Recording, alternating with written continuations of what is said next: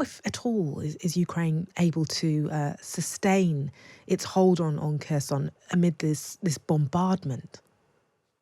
So we are able to both maintain the control of the deoccupied territories, especially Kherson, as well as supply the region with everything that is necessary. And we will be able to do that even under the conditions of a possible ground offensive. And obviously, Russian sabotage and reconnaissance groups are still making unsuccessful attempts to get to the right bank of Dnipro River near the city of Kherson.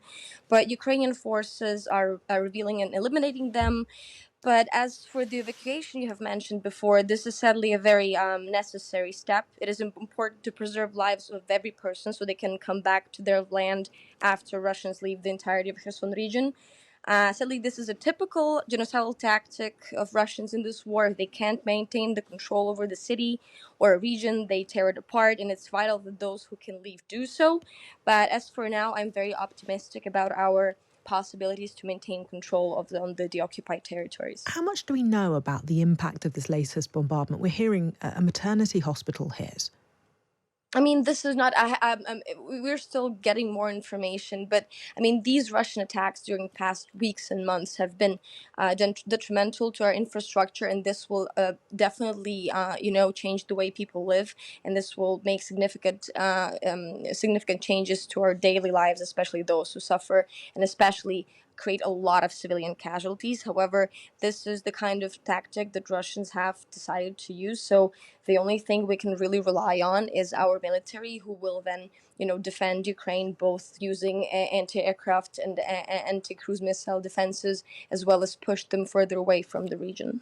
We're hearing more than 400 people left the city as refugees since Christmas Day. How are evacuations happening? How is that possible under the current situation?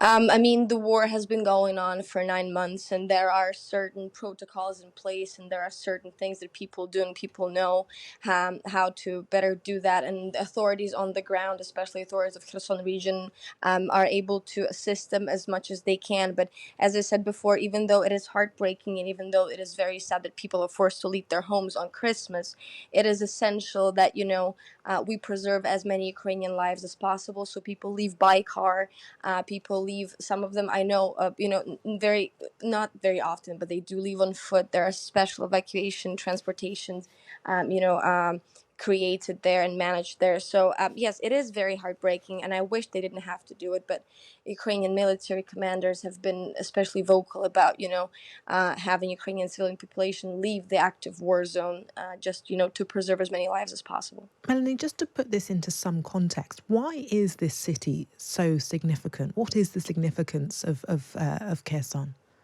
Well, first, there are two reasons, in my opinion. First is that for some reason Russians have always believed Kherson to be a very pro-Russian, basically a Russian city, a Russian city of Russian origins with a lot of native Russian population. For some reason, they believed that people would support them there and people would want them there. So it's very important to them in this ideological perspective. But this is also kind of a place of their first, like one of the big significant losses.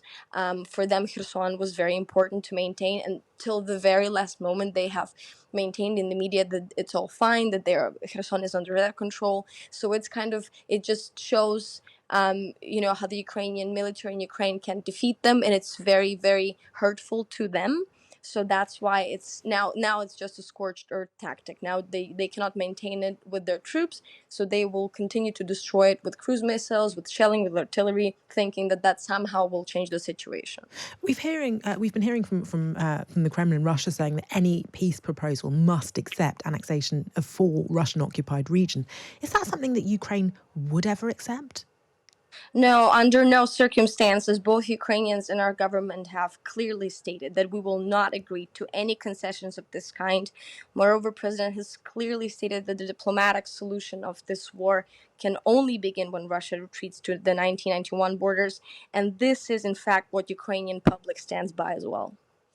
Can I ask about your festive period? It feels odd to ask about Christmas given the situation you're in, and yet, of course, many of people in Ukraine are very religious. How has Christmas, how has the festive period been for you, for your family, for your loved ones? Well, yeah, it has been very, very different than usual. It's difficult to celebrate. We're trying our best to kind of have this festive-ish sort of mood in our houses, in our friendships. But a lot of our friends and a lot of our relatives are in the front lines. A lot of people we know, so it's important to we always remember that fact that we are able to have our Christmas small tiny Christmas meals with our families and our small circles, just because we have all these people who do not celebrate Christmas with their families and who do not have the ability to be at home at this time. So it is a very different kind of Christmas in Ukraine. However, still, it feels this year, it's, I would say, even more significant.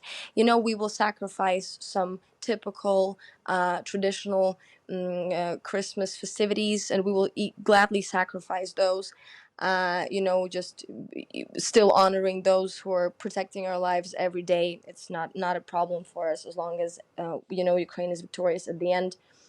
We can sacrifice all the celebrations we need, actually. Yeah. What's the situation where you are?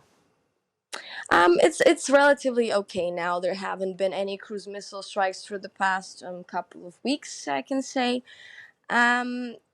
It's very, I'm just very cautious about making any positive prognoses or saying any positive, kind of giving any positive feedback, since the situation can change literally at any moment, and this is kind of the state we have been living here.